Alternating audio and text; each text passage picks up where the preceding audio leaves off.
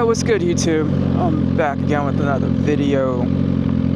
Out for a little ride, but I started this ride and I started thinking, I was like, yo, well, first of all, as you guys well know, I've only been riding for about just a little over 6 months, but for some odd reason, the first 3 months, there was 2 things that bothered the hell out of me at all times. That bothered me like pretty much on a daily every time I rode. One of them is I dropped my bike twice, like, and that's an interesting story. I'll tell you guys in a bit. But like, I literally dropped it twice, 2 weeks in a row, trying to stop or whatnot. Oops, got the shift. So, and the second thing is stalling. Like, I had a hell of a time trying to figure out the bike and the stalling, and the friction zone of the bike. The first 500 miles was a bit rough. Oh, country. But the last almost 2,000 miles has been pretty easy and smooth. And even after the tune, I had to like relearn the bike a little bit on the friction zone because it slightly changed up. So that was interesting to feel and hear. But yeah, I gotta tell you guys a story about that in the first 2 drops. So, like I said, I dropped the bike twice. The first time was I just got done with the run. I felt pretty confident to myself. I probably had just barely had 90 miles in on the bike. I think it might have been like my 3rd week riding or something like that. I was feeling pretty confident, pretty good. But when I go home, I stop at my garage first, and then I open it up, and then I move the bike in. But for some odd reason, this particular time when I went to go move the bike in, I turned the wheel, and this probably has something to do with stalling too. And I guess, so I definitely misjudged the friction zone. At the same time, I had the wheel cocked. I believe it was cocked to the left. So when I basically lost the friction zone, I stalled, and anyone who's ridden a bike knows it does this weird jerk. And it did the jerk, and I was on 1 foot. I had 1 foot up, and I was like, oh god, I gotta get the other foot down. I believe it was my brake foot. And I was like, oh shit, and I fell.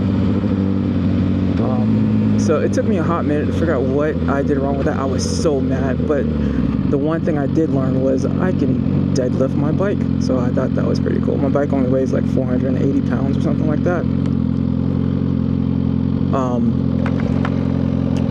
So that was the first time I dropped the bike. The next time I dropped my bike, it was on, it was literally a week later. I had just got done with another good ride, felt pretty confident about myself. And, oh god, is this truck gonna try to get out in front of me? Yeah, I felt really confident about myself. And I was like, yo, I gotta go to, what is all these people doing? I was like, I gotta go to Publix to the ATM.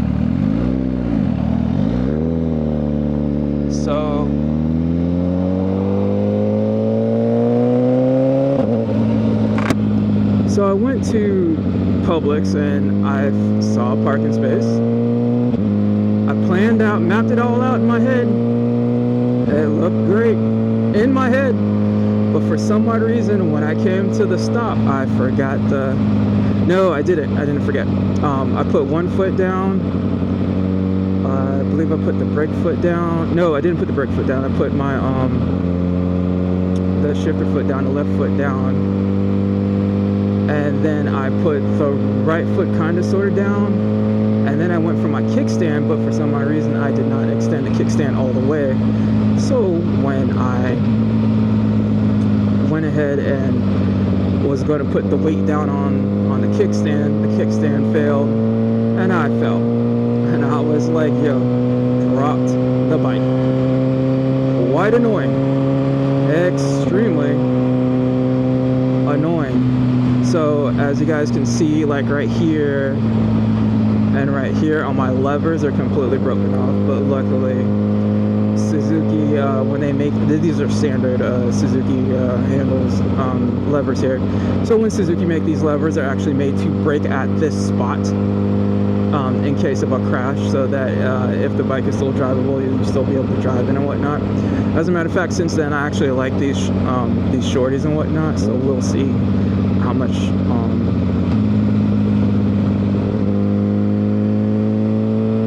oh snap, I think there's a funeral going on. Maybe there's a funeral, but so when it snapped, like left my levers like that. I actually really do like them this short. I don't use all my fingers anyway, although I believe I do on the clutch side. You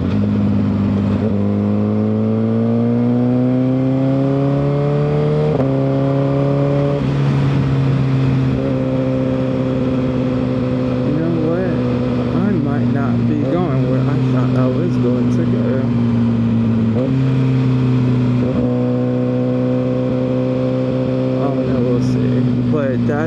That's basically my two drop stories, and luckily I did learn from it. It took a hot minute to figure out what in the world went wrong, but I was quite mad. You know what? I'm just gonna go back this way. I don't know where the hell I'm going, but you know what, people, I'm going somewhere. Oh, almost lost the friction zone.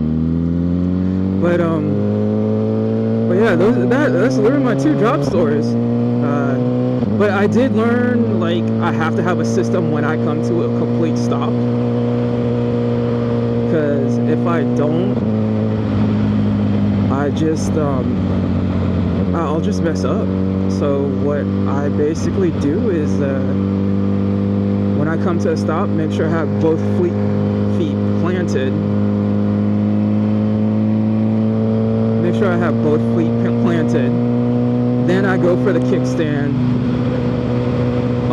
which is really good on this bike, that the kickstand automatically turns off the bike. So once the bike is off, I slowly lean it to the left, and just to make sure the kickstand is down properly and firmly, and then I lock the bike up basically and go about my business. But that's just the way I have to work on it. I know some people probably think that might be crazy and stuff like that, but for me, it works, and I feel a hell of a lot better with that. So next, finding the friction zone when driving down the road. That has been totally one hell of an adventure over the last 4 or 5 months here. For some, it probably took about 1,000 miles of riding, but I'm now hearing when the bike starts to choke out. That means I'm losing the friction zone.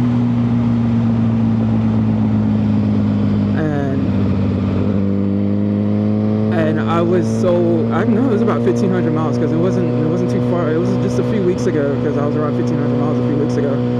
And I was so happy when I started hearing this, and I was like, oh wow, I can actually hear this.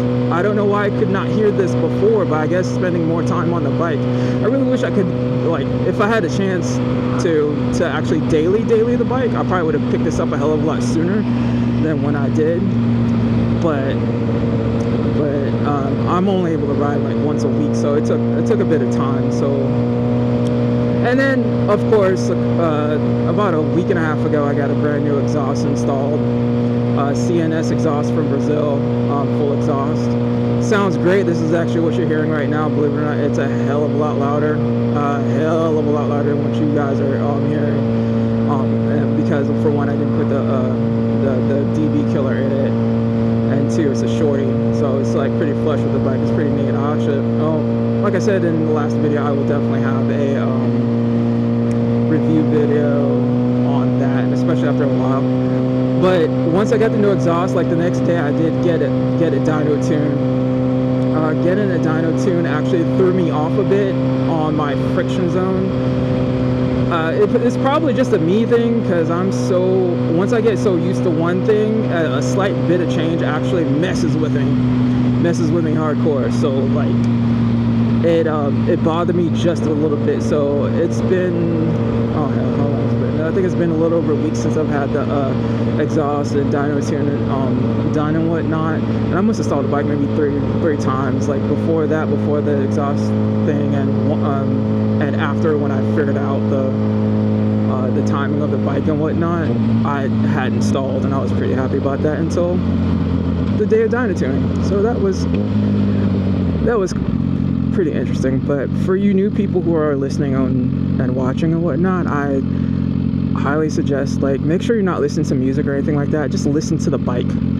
That will greatly help you in figuring out the timing. As a matter of fact, I don't know if you guys heard it right there, but it did a little gurgle.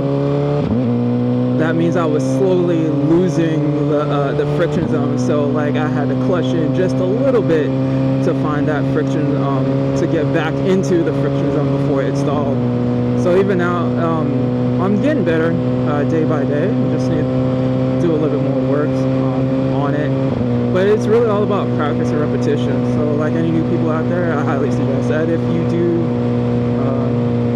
start out riding and whatnot, try to go to a lot of stoplights and stop signs. Do a lot of stop and go to empty parking lot and whatnot, and do stop and goes there, just to get a feel for it. Also, at first I suggest don't use the gas when trying to take off. But once you feel confident in taking off without putting gas in, start putting gas into the friction zone when you're just a little bit out of the clutch, and that really helps on faster takeoffs and not losing the friction zone and stuff like that. But it's all about practice. It literally is.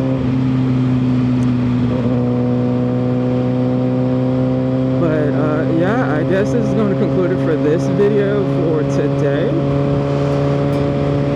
Make sure, any new people watching, make sure to like, comment, and subscribe. And any of you old people, you guys know who you are, the Pinky Squad. Hopefully you guys are not hating on these type of videos whatsoever, because I know it's changing up the channel a little bit. But don't worry, I still will have my old content being posted. I'm still going to do that now and whatnot. But yeah, you guys have a great day. Peace out.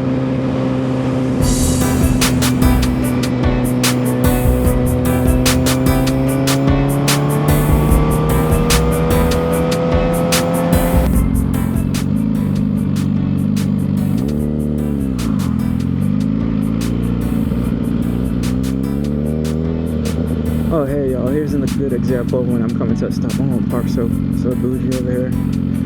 Comes to a stop. Left leg down, right leg down. Still in gear. Watch this. Oh, look at that. There we go. We are totally off. And here we go.